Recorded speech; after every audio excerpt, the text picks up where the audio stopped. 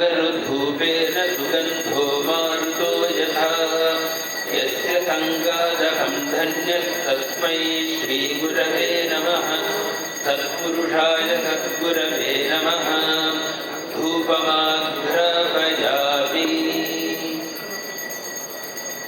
अथ दीपः आवृतस्वस्वरूपाणां धृतापक्लिष्टदेहिनां शास्त्रवाक्यार्थदीपेन वृत्तिनाशकमाश्रये। आवृत्तिनाशकाय सद्गुरवे नमः। दीपं दर्शयामि।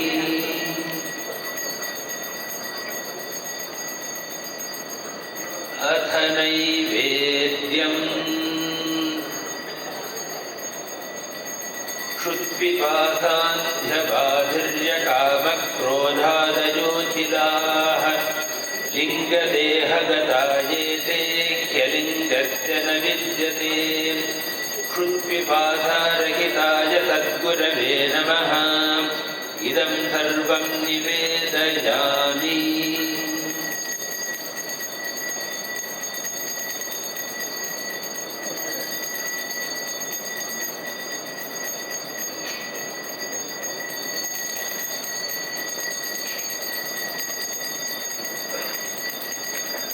अथ नीराजनं हिरण्मये परे कोशे विरजं ब्रह्मनिष्ठं तच्छुद्रं ज्योतिषां ज्योतिर्मध्यतात्मविदो ज्योतिस्वरूपाय सद्गुरवे नमः।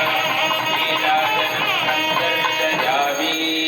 न तत्र सूर्यो भाति न चन्द्रतारकं नेमा विद्युतो भान्ति कुतोऽयमग्निः। तमेव भान्तमनुभाति सर्वं तस्य भासा सर्वमिदं विभाति। सद्गुरुनाथ महाराज की।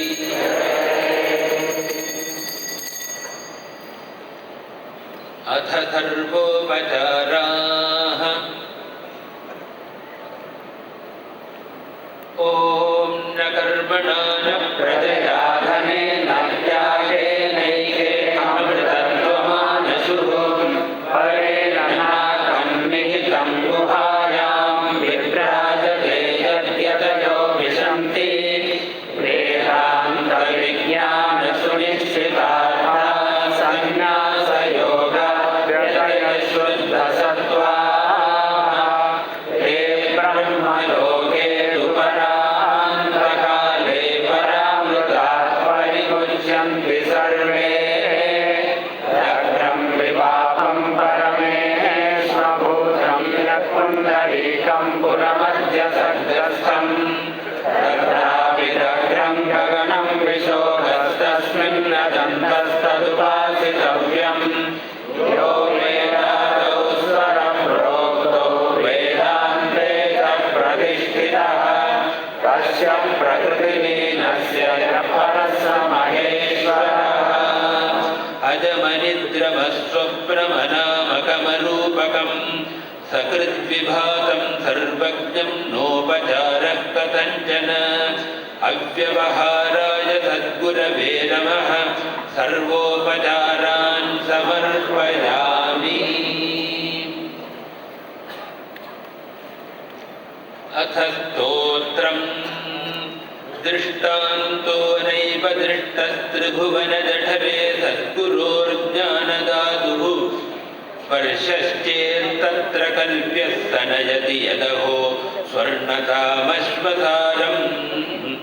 न स्पर्शत्वं तथापि श्रितचरणयुगे सद्गुरुस्वीयशिष्ये स्वीयं साम्यं विधत्ते भवति निरुपमस्तेन वा लौकिकोऽपि।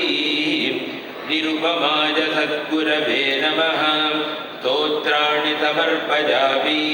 अथ प्रदक्षिणनमस्काराः। यस्य प्रसादादहमेव विष्णुः मय्येव सर्वं परिकल्पितं च। इत्थं विजानामि सदात्मरूपं तस्याङ्घ्रिपद्मं प्रणतोऽस्मि नित्यं। दुर्दर्शमतिगम्भीरम् अजं साम्यं विशारदं बुद्ध्वा पदमनानास्त्वं नमस्कुर्मो यथा बलम्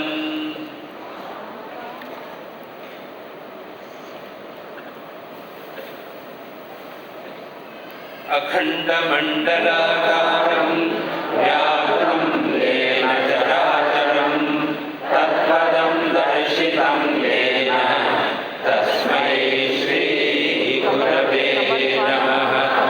अज्ञानतिमिरान्धस्य ज्ञानाञ्जनशलाकया चक्षुरुन्मीलितं येन तस्मै श्रीगुरवे नमः।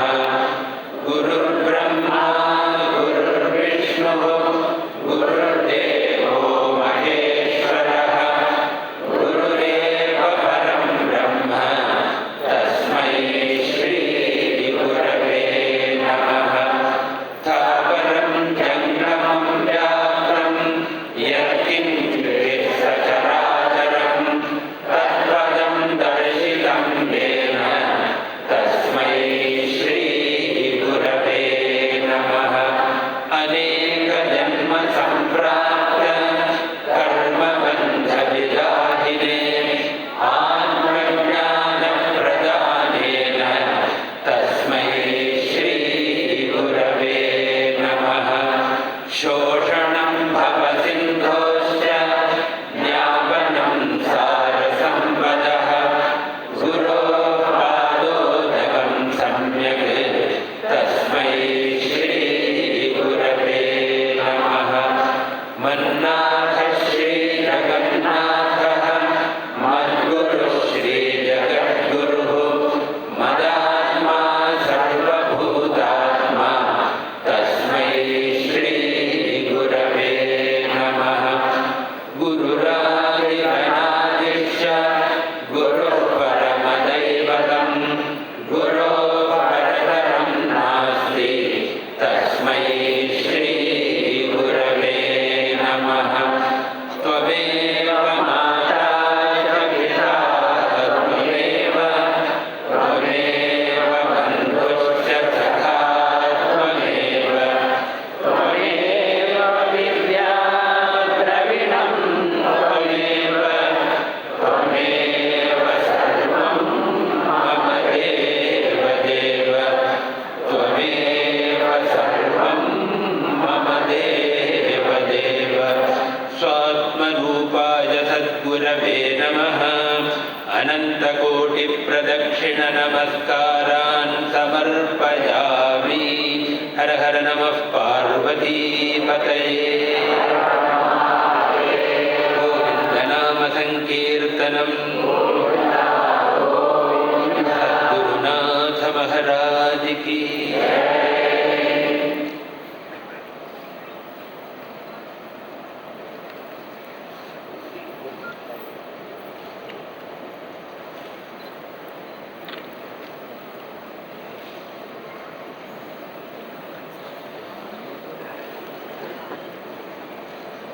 ॐ